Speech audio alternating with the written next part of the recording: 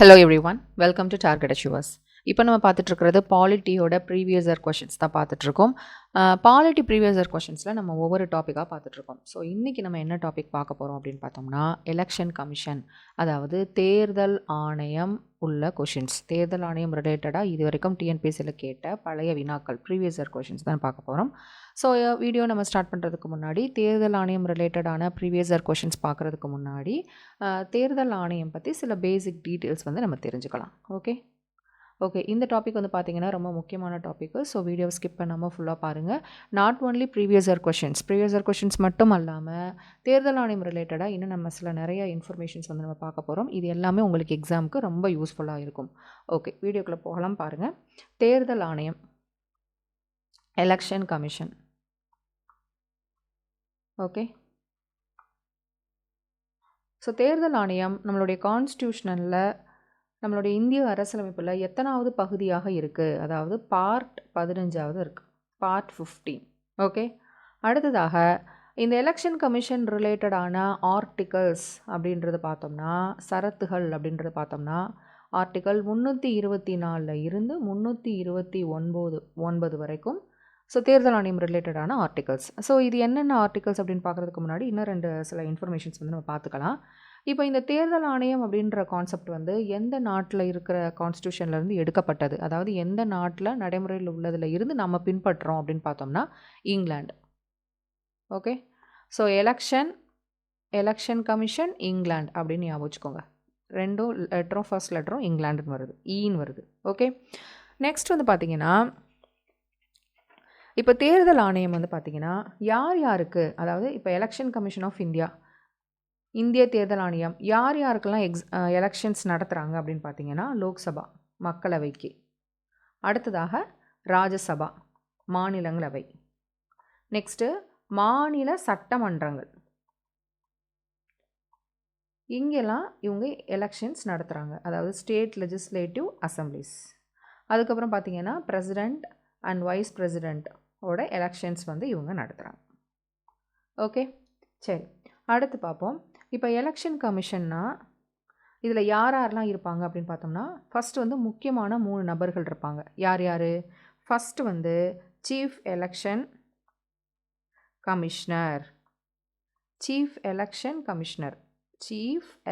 Commissioner, அதாவது தலைமை தேர்தல் ஆணையர். ஓகே, இவருக்கு கீழே 2 பேர் இருப்பாங்க. அவங்க யார் யார் அப்படின்னு பார்த்தோம்னா election commissioners. Okay, chief election commissioner, தலைமை தேர்தல் ஆணையர், இவங்களுக்கு கீழே வந்து 2 பேர் இருக்காங்க. யார் யாருன்ற பார்த்தீங்கன்னா எலெக்ஷன் கமிஷனர்ஸ், அதாவது தேர்தல் ஆணையர்கள். ஓகே, இப்போ வந்து பார்த்தீங்கன்னா இந்த தேர்தல் ஆணையர்கள் வந்து எத்தனை பேர் இருக்கணும் அப்படின்னு வந்து அதை வந்து தீர்மானிக்கிறது வந்து யார் அப்படின்னு பார்த்தோம்னா பிரசிடெண்ட்டு தான் தீர்மானிப்பார். 1950 இருந்து 1989, ஸோ இதுக்கு முன்னாடி ஒரு டேட்டா நான் சொல்ல மறந்துட்டேன். நம்ம வந்து இந்த இந்திய தேர்தல் ஆணையம் எவ்வாறு அழைக்கப்படுகிறது அப்படின்றத பார்த்தோம்னா நிர்வாச்சன் சதன் என்று அழைக்கப்படும். இந்திய தேர்தல் ஆணையம் நிர்வாச்சன் சதன் என்று அழைக்கப்படும். அது மட்டும் இல்லாமல் ஜனவரி 25, 1950 வந்து நடைமுறைப்படுத்தப்பட்டது. அதாவது இதை வந்து கொண்டு வராங்க ஜனவரி 25, 1950. ஸோ அதனால தான் ஜனவரி 25 வந்து என்னென்னு சொல்லுவாங்கன்னா நேஷ்னல் வோட்டர்ஸ் டே அப்படின்னு சொல்லுவாங்க. நேஷ்னல் வோட்டர்ஸ் டே. ஓகேவா? ஸோ இதெல்லாமே முக்கியமான பாயிண்ட்டு. நெக்ஸ்ட்டு இப்போ நம்ம எலெக்ஷன் கமிஷனர்ஸ், தேர்தல் ஆணையர்கள் பற்றி நம்ம பார்த்துக்கிட்டு இருந்தோம். இந்த தேர்தல் ஆணையர்கள் பார்த்திங்கன்னா 1950 இருந்து 1989 வரைக்கும் சீஃப் எலெக்ஷன் கமிஷனர் மட்டும்தான் இருந்தாங்க. அதாவது தலைமை தேர்தல் ஆணையர் ஒருத்தவங்க மட்டும்தான் இருந்தாங்க. இதுவே 1989 2 எலெக்ஷன் கமிஷனர்ஸ் இருக்காங்க, அதாவது தேர்தல் ஆணையர்கள் இருக்காங்க. அதுக்கப்புறம் மறுபடியும் 1990 என்ன பண்ணிட்டாங்கன்னா, இந்த 2 எலெக்ஷன் கமிஷனர்ஸ் இருக்காங்கல்ல, அதாவது தேர்தல் ஆணையர்கள் இருக்காங்கல்ல, அதில் வந்து ஒருத்தவங்கள மாற்றிட்டாங்க, ஒரு தேர்தல் ஆணையராக மாற்றிட்டாங்க. எப்போ? 1990. அதுக்கப்புறம் மறுபடியும் 1993 மறுபடியும் 2 எலெக்ஷன் கமிஷனர்ஸ், அதாவது 2 தேர்தல் ஆணையர்களை கொண்டு வர்றாங்க. ஓகேவா? ஸோ இது கொண்டு வர்றது யார் அப்படின்ற பார்த்தோம்னா பிரசிடெண்ட். ஸோ இப்போ வந்து நமக்கு எப்படி இருக்காங்கன்னா இதே மாதிரி தான், அதாவது ஒரு சீஃப் எலெக்ஷன் கமிஷனர், அதாவது தலைமை தேர்தல் ஆணையர் மற்றும் 2 தேர்தல் ஆணையர்கள் இருக்காங்க. ஓகே. ஸோ நெக்ஸ்ட் வந்து இந்த தேர்தல் ஆணையர்களோட டேர்ம் ஆஃப் ஆஃபீஸ் பதவிக்காலம் அப்படின்னு பார்த்தோம்னா 65 இயர்ஸ், அதாவது ஒன்று 6 இயர்ஸ் கம்ப்ளீட் ஆகணும், இல்லைனா உங்களுக்கு 65 இயர்ஸ் வந்து கம்ப்ளீட் ஆகணும். எது 2 முதல்ல ஃபஸ்ட் வருதோ அது வந்து இம்ப்ளிமெண்ட் ஆகும். ஓகேவா? ஸோ இவங்களோட சேலரி பொறுத்த வரைக்கும் பார்த்தீங்கன்னா சுப்ரீம் கோர்ட்டோட ஜட்ஜுக்கு வந்து எவ்வளோ சேலரி கொடுக்குறாங்களோ அதே சேலரி தான் இவங்களுக்கும். அதே போல் இவங்களோட ரெசிக்னேஷன் பொறுத்த வரைக்கும் பார்த்தீங்கன்னா சுப்ரீம் கோர்ட்டோட ஜட்ஜுக்கு வந்து என்ன ப்ராசஸ் வந்து கொண்டு வருவாங்களோ அதே தான் இவங்களுக்கும் கொண்டு வராங்க. ஓகே. இன்னொரு முக்கியமான விஷயம் பார்த்துக்குருவோம். என்ன அப்படின்னு பார்த்தோம்னா, நம்ம ஆர்டிகல்ஸ் பார்த்தோம். ஆர்டிகல்ஸ் 324 329 அப்படின்றது பார்த்தோம். ஓகேவா? ஸோ 324 அப்படின்றத பார்த்தோம்னா 324 என்ன சொல்லுது அப்படின்னா, ஸோ நம்ம நாட்டில் நியாயமான சுதந்திரமான ஒரு தேர்தல் வந்து நடக்கணும் அப்படின்ற பட்சத்தில் ஒரு தன்னிச்சையான தேர்தல் ஆணையம் வேணும் அப்படின்னு சொல்கிறது தான் ஆர்டிக்கல் 324. ஸோ ஆர்டிக்கல் 324 என்ன சொல்லுது அப்படின்னு பார்த்தோம்னா, ஒரு நியாயமான சுதந்திரமான ஒரு தேர்தல் வந்து கொண்டு வர்றதுக்கு ஒரு தன்னிச்சையான தேர்தல் ஆணையம் வேணும் அப்படின்னு சொல்கிறது தான் ஆர்டிக்கல் 324. ஓகே. அடுத்ததாக 325. ஸோ 325 ஆர்டிக்கல் 325 என்ன சொல்லுது அப்படின்ற பார்த்தோம்னா, எந்த ஒரு குடிமகனும் இனம், ஜாதி, பாலினம் மற்றும் மதம், ஸோ இந்த அடிப்படையில் சிறப்பு வாக்காளர் தகுதியை பெற முடியாது. ஸோ ஆல் ஆர் ஈக்குவல், யாருக்குமே எந்த பேசிஸ்லேயுமே வந்து ஒரு சிறப்பு வாக்காளர் தகுதி கொடுக்க முடியாது அப்படின்னு சொல்கிறது தான் 325. ஓகேவா? ஸோ 324ன்றது ஒரு எலெக்ஷன் கமிஷன் வேணும்னு சொல்கிறது 324. 325 அப்படின்றது 325 அப்படின்னு பார்த்தோம்னா, ஸோ எந்த ஒரு குடிமகனுக்கும் ஸோ இனம், ஜாதி, பாலினம், மதம் இந்த எந்த ஒரு அடிப்படையிலுமே சிறப்பான ஒரு வாக்காளர் தகுதியை கொடுக்க முடியாது அப்படின்றது தான் 325. ஆல் ஆர் ஈக்குவல் அப்படின்றது சொல்கிறது. நெக்ஸ்ட் 326 அப்படின்றது வயது வந்தோர் வாக்குரிமை. 18 இயர்ஸ் ஆயிடுச்சுன்னா என்ன பண்ணலாம்? ஓட்டு போடலாம். இதுதான் 326. அடுத்ததாக 327, 328 கொஞ்சம் சிமிலராக இருக்கும். இப்போ 327 அப்படின்றது என்னென்னா, பார்லிமெண்ட் ரிலேட்டடாக எலெக்ஷன்ஸை வந்து நடத்தக்கூடிய அந்த பவர்ஸ், அதிகாரங்கள் யாருக்கு இருக்குது அப்படின்றத பார்த்தீங்கன்னா பார்லிமெண்ட் இருக்குது. இப்போ பார்லிமெண்ட் எலெக்ஷன்ஸ் நடத்தணும் அப்படின்னா அது சம்மந்தமாக ஒரு சட்டங்கள் கொண்டு வர்றதுக்கு வந்து யாருக்கு பவர் இருக்கும் அப்படின்னு பார்த்தீங்கன்னா பார்லிமெண்ட். இதே 328 அப்படின்றது மாநில சட்டமன்றம். ஸோ மாநில சட்டமன்றம் ரிலேட்டடாக எலெக்ஷன்ஸ் நடத்துவதற்கு யாருக்கு அதிகாரம் இருக்குது அப்படின்றத பார்த்தீங்கன்னா மாநில சட்டமன்றத்துக்கு இருக்குது. அதுதான் 328. கடைசியாக 329.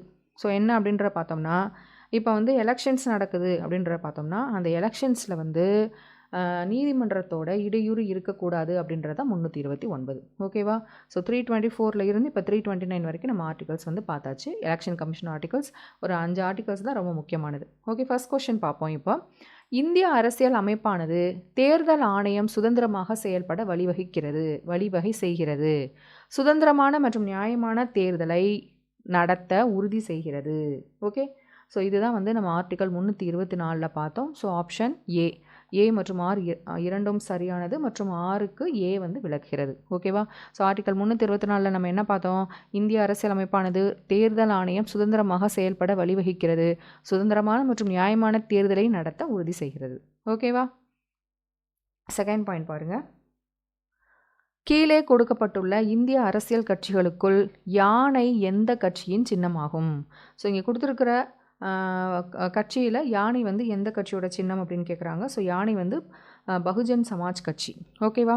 ஸோ நம்ம இந்தியாவில் வந்து பார்த்திங்கன்னா அரசியல் கட்சிகளை 2ஆக பிரிப்பாங்க. ஒன்று வந்து தேசிய கட்சி, இன்னொன்று வந்து மாநில கட்சி. ஓகே. ஒன்று தேசிய கட்சி, இன்னொன்று வந்து பார்த்திங்கன்னா மாநில கட்சி.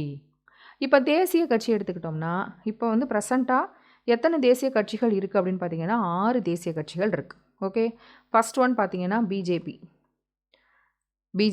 பிஜேபியோட சிம்பிள் என்ன அப்படின்ற பார்த்தீங்கன்னா தாமரை.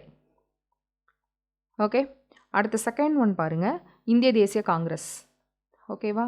ஸோ காங்கிரஸ், இந்திய தேசிய காங்கிரஸ், இதோட சிம்பிள் என்ன அப்படின்ற பார்த்தோம்னா கை சின்னம். அண்ட் தேர்ட் ஒன் பார்த்தீங்கன்னா இந்திய கம்யூனிஸ்ட் மார்க்சிஸ்ட் கட்சி. ஓகேவா? ஸோ இதோட சிம்பிள் என்ன அப்படின்றத பார்த்தோம்னா அரிவாள் சுத்தி.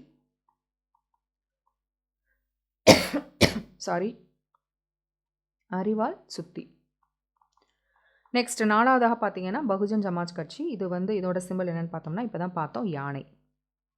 அடுத்ததாக என்பிபின்னு சொல்லக்கூடிய தேசிய மக்கள் கட்சி. அடுத்ததாக ஆம் ஆத்மி கட்சி. இப்போ இந்த தேசிய மக்கள் கட்சியோட சிம்பிள் வந்து என்னன்னு பார்த்தோம்னா புத்தகம். ஆம் ஆத்மி கட்சியோட சிம்பிள் என்னன்னு பார்த்தோம்னா துடைப்பம். ஓகே, ஸோ இதெல்லாம் முக்கியமானது. இது எல்லாமே வந்து என்னென்னு பார்த்தீங்கன்னா தேசிய கட்சிகள், நேஷனல் பார்ட்டிஸ். மொத்தம் இப்போ இந்தியாவில் வந்து பார்த்தீங்கன்னா 6 தேசிய கட்சிகள் இருக்குது. இப்போ தேசிய கட்சிகள் எது, அதோட சிம்பிள்ஸ் என்ன அப்படின்றத பார்த்தாச்சு. இது நோட் பண்ணிக்கோங்க, ரொம்ப முக்கியமானது. அடுத்த கொஸ்டின் பாருங்கள்.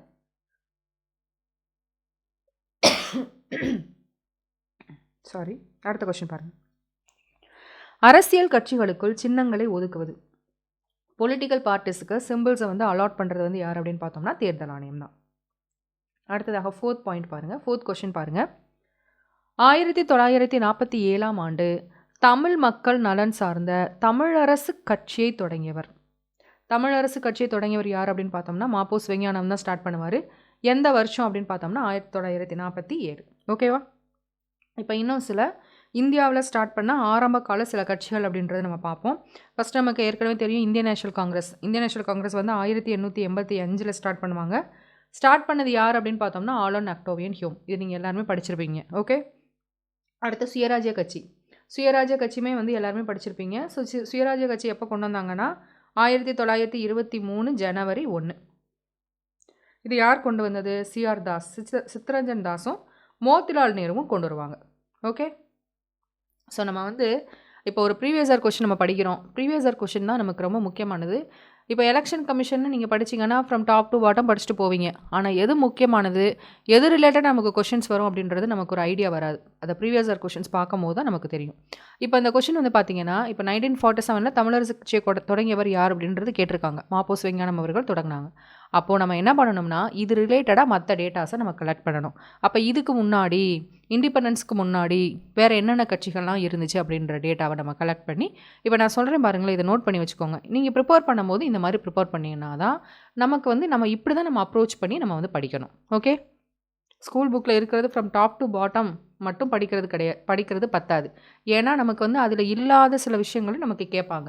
அப்படி கேட்கும்போது நம்ம ஆன்சர் பண்ணணும் அப்படின்னா நமக்கு ப்ரீவியஸ் இயர் கொஷின்ஸில் நம்ம ஒரு கொஷின் பார்த்து அது ரிலேட்டடாக வேறு என்னென்ன டேட்டாஸ்லாம் இருக்கோ அதெல்லாம் நம்ம வந்து கேதர் பண்ணி நீங்கள் இப்போ நீங்கள் வச்சுருக்கீங்களா இந்த கொஷின் நோட்ஸ் எழுதுறீங்களா, சைடில் இந்த எக்ஸ்ட்ரா இன்ஃபர்மேஷன் நீங்கள் எழுதி வச்சுக்கணும். ஸோ இப்படி தான் வந்து நம்ம வந்து ஜிகே கொஷின்ஸ் வந்து நம்ம அப்ரோச் பண்ணணும். ஓகே, அடுத்ததாக பார்த்தீங்கன்னா இந்திய கம்யூனிஸ்ட் கட்சி. இந்திய கம்யூனிஸ்ட் கட்சி 1925 கொண்டு வர்றாங்க. கொண்டு வந்தது யார் அப்படின்னு பார்த்தீங்கன்னா எம்என் ராய். இதெல்லாமே நீங்கள் ஐஎன்எம்மில் படிச்சிருப்பீங்க. அடுத்து வந்து எம்என் ராய், அபானி முகர்ஜி, அடுத்து வந்து ஹஷ்ரத் மோஹனி. ஸோ இவங்க எல்லாரும் தான் வந்து இந்திய கம்யூனிஸ்ட் கட்சி 1925 கொண்டு வருவாங்க. அதுக்கப்புறம் பார்த்தீங்கன்னா காங்கிரஸ் சோஷியலிஸ்ட் கட்சின்னு ஒரு கட்சி கொண்டு வந்திருப்பாங்க. காங்கிரஸ் சோஷியலிஸ்ட் கட்சி காங்கிரஸ் சோஷியலிஸ்ட் கட்சி 1934. ஸோ யாரெல்லாம் கொண்டு வந்திருப்பாங்க அப்படின்னு பார்த்தீங்கன்னா ஜேபி நாராயணன், ஆச்சாரியா நரேந்திர தேவ், அடுத்து மினோ மசானி. இவங்க எல்லாம் சேர்ந்து தான் காங்கிரஸ் சோஷியலிஸ்ட் கட்சி 1934 கொண்டு வந்திருப்பாங்க. அப்புறம் வந்து பார்த்திங்கன்னா சுதந்திர தொழிலாளர் கட்சி. ஸோ இதெல்லாம் அவங்க எல்லாருக்குமே தெரியும், ஒரு ரிவிஷன் பண்ணுற மாதிரி இருக்கும். சுதந்திர தொழிலாளர் கட்சி 1936 அம்பேத்கர் அவர்கள் கொண்டு வருவார். நெக்ஸ்ட்டு ஃபார்வர்ட் பிளாக் தெரியும் உங்களுக்கு. ஃபார்வர்ட் பிளாக் வந்து சுபாஷ் சந்திர போஸ் கொண்டு வருவார் 1939. அதுக்கப்புறம் பார்த்திங்கன்னா அகில இந்திய பட்டியல் இனத்தவர் கூட்டமைப்பு. அகில இந்திய நோட் பண்ணிக்கோங்க, அகில இந்திய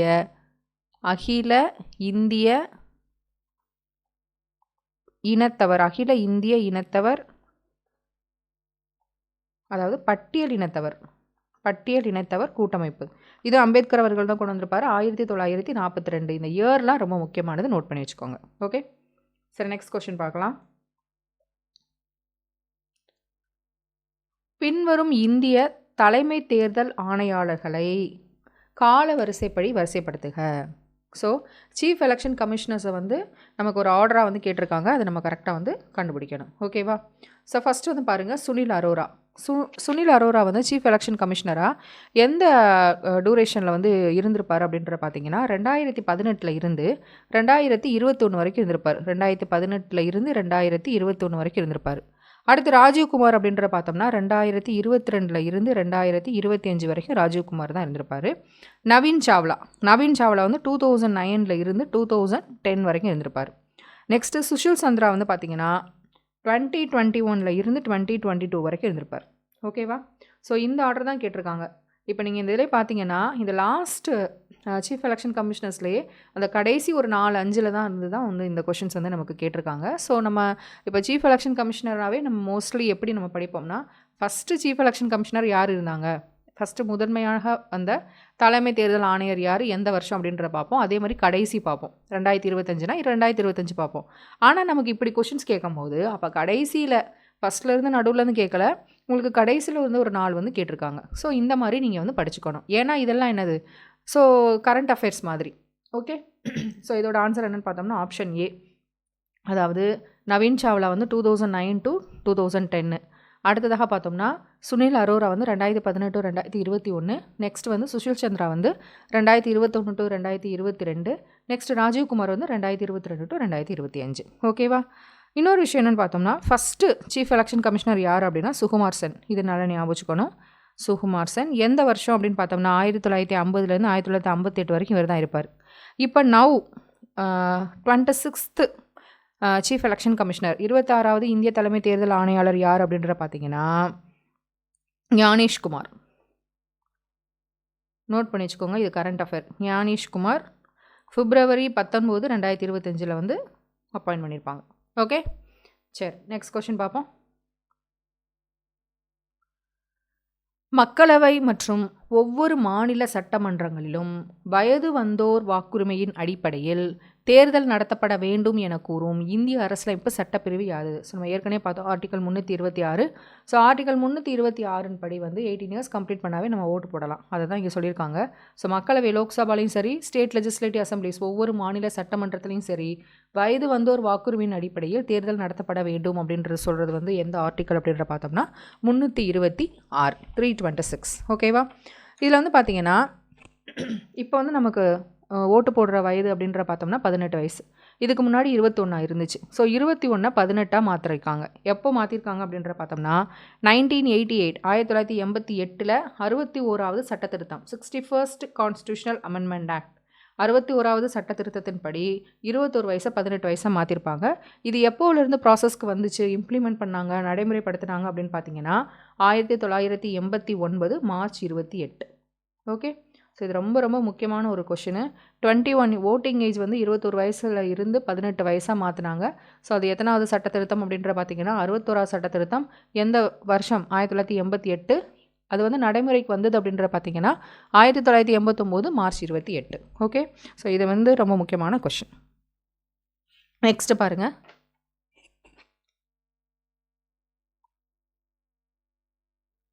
ரெண்டாயிரத்தி 21ஆம் ஆண்டின் 12வது தேசிய வாக்காளர் தினத்தை ஒட்டி, அதாவது நம்ம ஏற்கனவே பார்த்தோம் நேஷ்னல் ஓட்டர்ஸ் டே எப்போ வந்து அப்படின்னு பார்த்தோம்னா ஜனவரி 25 அப்படின்றத பார்த்தோம். ஸோ 12வது தேசிய வாக்காளர் தினத்தையொட்டி எந்த மாநிலம் தலைமை தேர்தல் அதிகாரிக்கு சிறந்த மாநில விருதினை தேர்தல் கமிஷன் வழங்கியது அப்படின்ற பார்த்தோம்னா தமிழ்நாடு. ஓகே, ஸோ 2021 12வது நேஷ்னல் ஓட்டர்ஸ் டே அப்போ தமிழ்நாட்டோட எலெக்ஷன் கமிஷனருக்கு வந்து state award, best state award வந்து கொடுக்கப்பட்டது.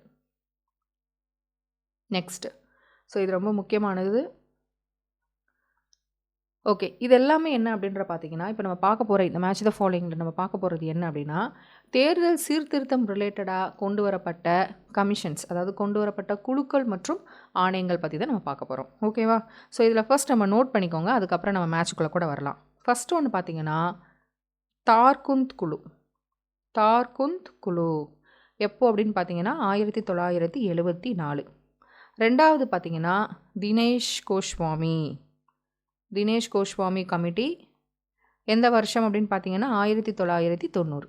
ஓகே, அண்ட் தேர்ட் ஒன் பாருங்கள் ஓரா குழு. ஓராக்குழு 1993. ஃபோர்த் ஒன் பார்த்தீங்கன்னா இந்திரஜித் குப்தா குழு. இந்திரஜித் குப்தா குழு இது எப்போ அப்படின்னு பார்த்தோம்னா 1998. அடுத்து ஃபிஃப்த் ஒன் பாருங்களேன், இந்திய சட்ட ஆணையத்தின் அறிக்கை. இதுவுமே வந்து என்னென்னா எலக்டோரல் ரிஃபார்ம்ஸ் தான், தேர்தல் சீர்திருத்தம் ரிலேட்டடாக கொண்டு வரப்பட்டதான் இந்திய சட்ட ஆணையத்தின் அறிக்கை. ஸோ இது எப்போ அப்படின்ற பார்த்தோம்னா 2004. ஓகே. அடுத்ததாக சிக்ஸ்த்து ஒன் பார்த்தீங்கன்னா இதில் வந்து ஒன்று விட்டுட்டேன், வெங்கட செல்லையா குழு. வெங்கட செல்லையா குழு வந்து 2002. இதுதான் வந்து வெங்கட செல்லையா குழு 2002. அதுக்கப்புறம் வந்து இந்திய சட்ட ஆணையத்தோட அறிக்கை 2004. நெக்ஸ்ட் வந்து பார்த்தீங்கன்னா இந்திய தேர்தல் ஆணையத்தின் அறிக்கை. சாரிங்க, ஒன்று தப்பாக சொல்லிட்டேன். அதாவது இந்திய சட்ட ஆணையத்தோட அறிக்கை வந்து 1999. ஓகே, 1999. அதுக்கப்புறம் தான் வெங்கடாச்சலயா குழு வந்து 2002. அதுக்கப்புறம் இந்திய தேர்தல் ஆணையத்தின் அறிக்கை இதுதான் வந்து 2004. அடுத்ததாக பார்த்தீங்கன்னா வீரப்ப மொய்லி ஆணையம் வந்து 2007. அண்ட் கடைசியில் வந்து பார்த்தீங்கன்னா டங்கா குழு வந்து 2010. ஓகே. ஸோ ஃபஸ்ட்டு வந்து பார்த்தீங்கன்னா தார்கந்த் குழு வந்து 1974, தினேஷ் கோஸ்வாமி 1990. இது வந்து மோஸ்ட்லி வந்து உங்களுக்கு இந்த இயர் தான் கேட்பாங்க, இது நீங்கள் நல்லா ஞாபகம் வச்சுக்கணும். அடுத்து ஓரா குழு வந்து 1993, இந்திரஜித் குப்தா வந்து 1998. இதெல்லாம் ரொம்ப முக்கியமானது. இந்திய சட்ட ஆணையத்தோட அறிக்கை வந்து 1999 1999. அடுத்ததாக வந்து வெங்கடாச்சலயா குழு வந்து 2002, இந்திய தேர்தல் ஆணையத்தோட அறிக்கை வந்து 2004, வீரப்ப மொய்லி 2007 மற்றும் டங்கா குழு வந்து 2010. ஓகே. ஸோ இப்போ வந்து நம்ம வந்து கொஷின் பார்க்கலாம். இங்கே ஆப்ஷன் டி தான் கரெக்டான ஆன்சர். தேர்தல் சீர்திருத்தங்கள் தொடர்பான கோஸ்வாமி குழு. ஸோ கோஸ்வாமி குழு வந்து 1990. ஓரா குழு வந்து 93 பார்த்தோம். So option 1 correct. அரசின் நிதியளிப்பு மூலமாக தேர்தல்கள் பற்றிய இந்திரஜித் குப்தா குழுனா ரொம்ப முக்கியமானது, 1998. இரண்டாவது நிர்வாக சீர்திருத்த ஆணையம். ஸோ இது வந்து நிர்வாக சீர்திருத்த ஆணையம். அதில் இரண்டாவது நிர்வாக சீர்திருத்த ஆணையம் வந்து எப்போது அப்படின்னு பார்த்தீங்கன்னா 2008. So option D is the correct one. Okay. So next question பாருங்கள்.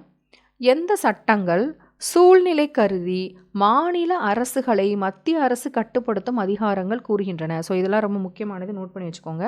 அதாவது சூழ்நிலை கருதி மாநில அரசுகளை மத்திய அரசு கட்டுப்படுத்தும் அதிகாரங்கள் எந்த சட்டங்கள் சொல்லுது அப்படின்ற பார்த்தோம்னா 365, 256 மற்றும் 257, 365, 256 மற்றும் 257. ஓகே. ஸோ நெக்ஸ்ட் பாருங்கள். So match the following. இங்கே ஆப்ஷன் சி தான் கரெக்டு. இங்கே வந்து பார்த்தீங்கன்னா அரசியல் கட்சிகள் கொடுத்து அவங்களோட சிம்பிள்ஸ் என்ன அப்படின்றது கேட்குறாங்க, அவங்களுடைய சின்னம் என்ன அப்படின்றது கேட்குறாங்க. ஸோ ஜனதா தளம், ஓகேவா, அம்பு. அடுத்து ஜார்க்கண்ட் முக்தி மோர்ச்சா, வில்லும் அம்பும். நெக்ஸ்ட் இந்திய யூனியன் முஸ்லீம் லீக், ஏணிப்படி. அடுத்ததாக ஜம்மு காஷ்மீர் மாநாட்டு கட்சி அப்படின்ற பார்த்தீங்கன்னா ஏற்கலப்பை. Okay. So option C is the right one. Next பாருங்கள்.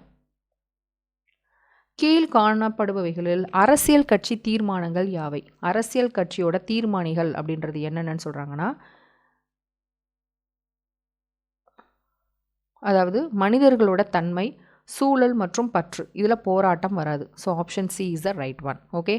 ஒரு அரசியல் கட்சியோட தீர்மானிகள் அப்படின்றது என்னென்ன சொல்கிறாங்கன்னா, மனிதர்களோட தன்மை, அதோட சூழல் மற்றும் பற்று, இதில் போராட்டம் வரக்கூடாது. ஸோ நெக்ஸ்ட் கொஸ்டின் பாருங்கள். வெளிநாடு வாழ் இந்தியர்கள். ஸோ வெளிநாடு வாழ் இந்தியர்களின் வாக்குரிமை குறித்த கீழ்கண்ட கூற்றுகளை கவனிக்கவும். ஸோ இங்கே ஆப்ஷன் சி தான் கரெக்டு. அதாவது செகண்ட் ஸ்டேட்மெண்ட்டும் ஃபோர்த் ஸ்டேட்மெண்ட்டும் தப்புன்னு சொல்லியிருக்காங்க. நம்ம பார்க்கலாம். ஃபஸ்ட்டு ஆப்ஷன் 1 பாருங்கள். ஃபஸ்ட்டு ஸ்டேட்மெண்ட் பாருங்கள். வெளிநாடு வாழ் இந்தியர்கள் நாடாளுமன்ற மற்றும் மாநில சட்டமன்ற தேர்தல்களில் வாக்களிக்கலாம். ஸோ இதில் வந்து பார்த்தீங்கன்னா இப்போ வெளிநாடு வாழ் இந்தியர்களும் வந்து ஓட்டு போடலாம் அப்படின்ற ஒரு ப்ராசஸ் வந்து எப்போலேருந்து வந்திருக்கும் அப்படின்னு பார்த்தீங்கன்னா 2010 இம்ப்ளிமெண்ட் பண்ணியிருப்பாங்க. 2010 இம்ப்ளிமெண்ட் பண்ணியிருப்பாங்க. அதாவது இப்போ எலக்ட்ரானிக் ஓட்டிங் மிஷின்ஸ், முதல்லலாம் பேப்பரில் தான் ஓட்டு போடுவாங்க. இந்த எலக்ட்ரானிக் ஓட்டிங் மிஷின்ஸ் எப்போ வந்திருக்கும் அப்படின்னு பார்த்தீங்கன்னா 1989 கொண்டு வந்திருப்பாங்க. அதுக்கப்புறம் இந்த நம்ம ஓட்டர் கார்டு யூஸ் பண்ணுறோம்ல, ஓட்டர் ஐடி யூஸ் பண்ணுறோம்ல, அதாவது வாக்காளர் அடையாள அட்டை வந்து 1993 கொண்டு வந்திருப்பாங்க. ஓகேவா. நெக்ஸ்ட் வந்து போஸ்டலில் வந்து ஓட்டு போடுற அந்த சிஸ்டம் வந்து எப்போ இருந்து ப்ராசஸில் இருக்குன்னா 1999 1999 கொண்டு வந்திருப்பாங்க. நெக்ஸ்ட்டு ப்ராக்ஸி ஓட் அப்படின்னு ஒரு ப்ராசஸ் இருக்கும். ப்ராக்ஸி ஓட் அப்படின்னா பதில் வாக்கு. இப்போ வந்து மிலிட்ரியில் ஒர்க் பண்ணுறாங்க. ஸோ அவங்களுக்கு பதிலாக வேற ஒருத்தவங்க வந்து ஓட்டு போடுறது தான் ப்ராக்ஸி ஓட் அப்படின்னு சொல்லுவாங்க. அதாவது பதில் வாக்கு. இந்த ப்ராசஸ் வந்து எப்போலேருந்து நடைமுறைப்படுத்தப்பட்டுள்ளது அப்படின்ற பார்த்தீங்கன்னா 2003 இந்த ப்ராசஸ் வந்து இருக்குது. ஓகே. அதே போல் வெளிநாடு வாழ் இந்திய குடிமக்களுக்கு வாக்குரிமை கொடுக்கப்பட்டது எப்போது அப்படின்ற பார்த்தீங்கன்னா 2010 தான் இது இருக்குது. ஓகே. ஸோ இது ரிலேட்டடாக தான் இப்போ நம்ம கொஷின் பார்க்குறோம். வெளிநாடு வாழ் இந்தியர்கள் நாடாளுமன்ற மற்றும் மாநில சட்டமன்ற தேர்தல்களில் வாக்களிக்கலாம். கரெக்டு. அடுத்து வாக்காளர் அடையாள அட்டை வழங்கப்பட்ட வெளிநாடு வாழ் இந்தியர்கள் மட்டுமே வாக்களிக்க முடியும். அதாவது இப்போ வெளிநாடு வாழ் இந்தியர்கள் ஓட்டர் ஐடி இருந்தால் மட்டும்தான் ஓட்டு போட முடியுமா அப்படின்ற சொல்கிறாங்க. ஸோ இது தவறு. வாக்குச்சாவடியில் அசல் கடவுச்சீட்டு காண்பிக்கப்பட வேண்டும். கடவுச்சீட்டுனா பாஸ்போர்ட்டு, அசல் அப்படின்னா ஒரிஜினல். ஸோ ஒரிஜினல் பாஸ்போர்ட்டை காமிச்சு அவங்க ஓட்டு போடலாம்ன்றது கரெக்டு. வெளிநாடு வாழ் இந்தியர்கள் தபால் மூலம் வாக்களிக்கலாம். ஸோ போஸ்டல் மூலம் ஓட்டு போடலாம் அப்படின்றது தப்பு. ஸோ ஃபர்ஸ்ட் ஒன் வந்து அவங்க வந்து பார்லிமெண்ட் எலெக்ஷன்ஸ்லையும் பார்ட்டிசிபேட் பண்ணலாம் மற்றும் மாநில சட்டமன்ற தேர்தல்கள் ஸ்டேட் லெஜிஸ்லேட்டிவ் அசம்பிளிஸோட எலெக்ஷன்ஸ்லையும் அவங்க வந்து பார்ட்டிசிபேட் பண்ணலாம். அவங்களுக்கு வந்து கண்டிப்பாக ஓட்டர் ஐடி இருந்தால் தான் ஓட்டு போடணும் அப்படின்றது கிடையாது. அவங்களோட ஒரிஜினல் பாஸ்போர்ட் இருந்து ஓட்டு போடலாம். ஓகே. நெக்ஸ்ட் கொஸ்டின் பாருங்கள்.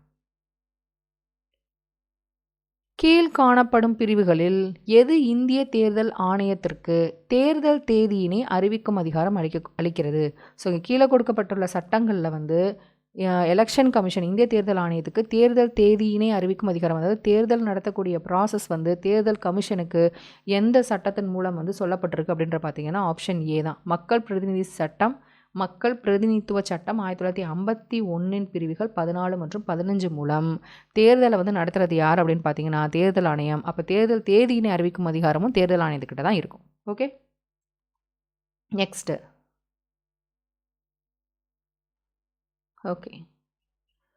இதில் வந்து நம்ம பார்த்தோம்னா இதுவும் வந்து நமக்கு என்ன கொடுத்துருக்காங்கன்னா சிம்பிள்ஸ் கொடுத்துருக்காங்க. பார்ட்டிஸ் கொடுத்துட்டு, அதாவது கட்சிகள் கொடுத்துட்டு அதோட சிம்பிள்ஸ் கொடுத்துருக்காங்க. ஃபர்ஸ்ட் ஒன் பாருங்களேன். இதில் என்ன ஆக்சுவலாக கேட்குறாங்கன்னா கீழ்கண்டவற்றுள் எத்தனை இணைகள் சரியாக பொருத்தப்பட்டுள்ளன. ஸோ கொடுத்துருக்கிற பேர்ஸில் எத்தனை பேர்ஸ் கரெக்ட் அப்படின்றது கேட்குறாங்க. ஸோ ஃபர்ஸ்ட் ஒன் பாருங்கள், அகில இந்திய திரிணாமுல் காங்கிரஸ். ஸோ அகில இந்திய திரிணாமுல் காங்கிரஸோட அவங்களுடைய சிம்பிள், அவங்களுடைய சின்னம் வந்து என்ன அப்படின்னு பார்த்தீங்கன்னா இரு பூக்கள் மற்றும் புற்கள்.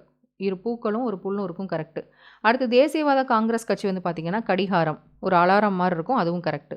தெலுங்கானா ராஷ்ட்ரிய சமிதி பார்த்திங்கன்னா கார் இருக்கும், அதுவும் கரெக்டு. அசாம் கன பரிஷத் அதுக்கு வந்து பூட்டு மற்றும் சாவின்னு கொடுத்துருக்காங்க, இது தப்பு. பூட்டு மற்றும் சாவி வந்து இருக்காது. அதாவது இப்படி ஒரு யானை இருக்கும், இப்படி ஒரு ஃப்ளாக் இருக்குன்னு வச்சுக்கோங்களேன், இந்த மாதிரி இருக்கும், நடுவில் வந்து யானை இருக்கும். ஸோ இது வந்து பார்த்திங்கன்னா ரெட் கலரில் இருக்கும், அண்டு கீழே உள்ள சைடு வந்து ப்ளூ கலரில் இருக்கும், இந்த நடுவில் வந்து யானை இருக்கும். இதுதான் வந்து அசாம் கன பரிஷத்தோட சிம்பிள்.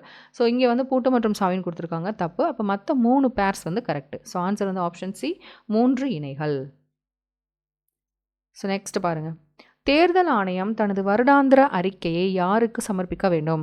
ஸோ எலெக்ஷன் கமிஷன் அவங்களோட ஆனுவல் ரிப்போர்ட்டை யார்கிட்ட சப்மிட் பண்ணுவாங்கன்னா கண்டிப்பாக பிரசிடென்ட் ஆஃப் இந்தியா கிட்ட தான் சப்மிட் பண்ணுவாங்க. ஓகே. ஸோ இந்திய குடியரசு தலைவர். அடுத்த கொஸ்டின் பாருங்கள். அரசியல் கட்சிகள் வாக்காளர்களுக்கும் அரசாங்கத்திற்கும் இடையேயான ஒரு சமூக சிந்தனையை எடுத்து செல்லும் நீர்க்குழாய் போன்றவை என ஒப்பிட்டவர் யார்? ஸோ இந்த ஸ்டேட்மெண்ட்டை சொன்னவர் யார்? அரசியல் கட்சிகள் வந்து வாக்காளர்களுக்கும் அரசாங்கத்திற்கும் இடையே இருக்கக்கூடிய சமூக சிந்தனையை எடுத்து செல்லும் ஒரு நீர்க்குழாய் போல இருக்குது அப்படின்னு சொன்னவர் யார் அப்படின்னு பார்த்தோம்னா பார்க்கர். ஓகே. ஸோ நெக்ஸ்ட் பாருங்கள். திரு ஜெயப்பிரகாஷ் நாராயணன் இவர் வந்து 1977 ஒரு கட்சி ஆரம்பிக்கிறார். அது என்ன கட்சி அப்படின்னு பார்த்தீங்கன்னா ஜனதா கட்சி. ஜனதா கட்சி வந்து ஆரம்பித்தவர் யார் அப்படின்னு பார்த்தோம்னா ஜெயப்பிரகாஷ் நாராயணன் 1977. ஓகேவா? ஸோ இப்போவே உங்களுக்கே புரியும், இந்த கட்சி ரிலேட்டடாலாம் இது எல்லாமே கரண்ட் அஃபேர்ஸ் ரிலேட்டடான சில கொஷின்ஸ். அப்போ நியூஸ் பேப்பர்ஸ் நம்ம டெய்லி வாசிக்கும் போது தான் இந்த மாதிரி கட்சி ரிலேட்டடான டேட்டாஸ்லாம் நமக்கு வந்து தெரியும். ஓகேவா? நெக்ஸ்ட்டு பாருங்கள். பாராளுமன்ற அல்லது சட்டமன்ற தொகுதிக்கான தேர்தல் பட்டியல்களை தயாரிப்பது டேஷ் பொறுப்பு? யாருடைய பொறுப்பு? பாராளுமன்ற மற்றும் சட்டமன்ற தொகுதிக்கான தேர்தல் பட்டியல்கள் அதை தயாரிக்கிறது யார் அப்படின்றது பார்த்தீங்கன்னா தேர்தல் பதிவு அதிகாரி, எலக்டோரல் ரெஜிஸ்ட்ரேஷன் ஆஃபீஸர்.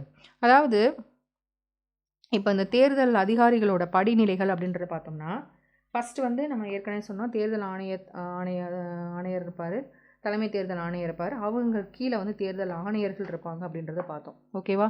அப்போ அவங்களுக்கு கீழே வந்து யார் அப்படின்னு பார்த்தோம்னா தலைமை தேர்தல் அதிகாரின்னு ஒருத்தர் இருப்பார். தலைமை தேர்தல் அதிகாரி அவர் தான் இந்த CEO, chief electoral officer. Okay. இவருக்கு கீழே யார் இருப்பார் அப்படின்ற பார்த்தீங்கன்னா மாவட்ட தேர்தல் அதிகாரி. மாவட்ட தேர்தல் அதிகாரி. இது எல்லாமே ஸ்கூல் புக்ஸில் இருக்குது. நான் ஸ்கூல் புக்ஸில் தான் இந்த எல்லா டேட்டாவும் ஸ்கூல் புக்ஸில் இருக்குது. அந்த கமிட்டிஸ் முதற்கொண்டு எல்லாமே இருக்குது. நீங்கள் ஸ்கூல் புக்ஸ்லேயே நீங்கள் அழகாக டேட்டாவை வந்து ப்ரிப்பேர் பண்ணி வச்சுக்கலாம். வெளியில் போகக்கூட தேவையில்லை. ஸோ மாவட்ட தேர்தல் அதிகாரி என்னென்னு சொல்லுவாங்கன்னா டிஇஓன்னு சொல்லுவாங்க. அடுத்ததாக தேர்தல் நடத்தும் அலுவலர். தேர்தல் நடத்தும் அலுவலர். இவர் என்னன்னு சொல்லுவாங்கன்னா ஆர்ஓன்னு சொல்லுவாங்க. Okay, RO. அவருக்கு கீழே வந்து யார் அப்படின்னு பார்த்தீங்கன்னா வாக்காளர் பதிவு அலுவலர். அவர் தான் இஆர்ஓ. அவர் தான் இவர். Electoral registration officer. இந்த வாக்காளர் பதிவு அலுவலர்னாலும் தேர்தல் பதிவு அதிகாரினாலும் ஒன்று தான். மெயினாக இதில் இங்கிலீஷில் பார்த்துக்கோங்க. Electoral registration officer. இவர் தான் தேர்தலுக்கு சட்டமன்ற தேர்தலுக்கு, அதாவது பார்லிமெண்ட் மற்றும் சட்டமன்ற தேர்தலுக்கான, அதாவது சட்டமன்ற தொகுதிக்கான அந்த தேர்தல் பட்டியல்களை தயாரிப்பது இவர் தான். யார்? இஆர்ஓன்னு சொல்லக்கூடிய அந்த தேர்தல் பதிவு அதிகாரி, எலக்டோரல் ரெஜிஸ்ட்ரேஷன் ஆஃபீஸர். ஸோ அவருக்கு கீழே வந்து யார் இருப்பாங்க அப்படின்னு பார்த்தீங்கன்னா வாக்குச்சாவடி தலைமை அலுவலர். வாக்குச்சாவடி தலைமை அலுவலர். ஓகே, பிஓ, இந்த ப்ரெசிடிங் ஆஃபீஸர். ஓகே, ஸோ இதுதான் தேர்தல் ஆணையத்தோட அதிகார படிநிலைகள் அப்படின்னு நம்ம சொல்லலாம். ஓகே, இது எல்லாமே ஸ்கூல் புக்ஸில் இருக்குது. ஸோ இந்த டேட்டாவெல்லாம் நீங்கள் வந்து எழுதி வச்சுக்கோங்க, ரொம்ப யூஸ்ஃபுல்லாக இருக்கும். நெக்ஸ்ட் வந்து இப்போ நம்ம தேர்தல் கமிஷன், எலெக்ஷன் கமிஷன் ரிலேட்டடான எல்லா ப்ரீவியஸ் இயர் கொஷின்ஸுமே பார்த்தாச்சு. ஸோ அது சம்மந்தமாக நம்ம எக்ஸ்ட்ரா கொஷின்ஸை நம்ம நிறையா பார்த்துருக்கோம். அது எல்லாமே முக்கியமானது. ஸோ இந்த பாயிண்ட்ஸ் எல்லாத்தையுமே வந்து நீங்கள் வீடியோ கூட இன்னொரு தடவை பார்த்துட்டு பாயிண்ட்ஸை கூட நீங்கள் படிச்சிங்கனாவே போதும். எலெக்ஷன் கமிஷனில் நமக்கு வந்து அந்த எல்லாத்தையுமே நம்ம ஒரு ஆளாக வந்து கவர் பண்ணியாச்சு. நெக்ஸ்ட் வீடியோவில் உங்கள் எல்லாத்தையும் மீட் பண்ணுறேன். தேங்க்யூ.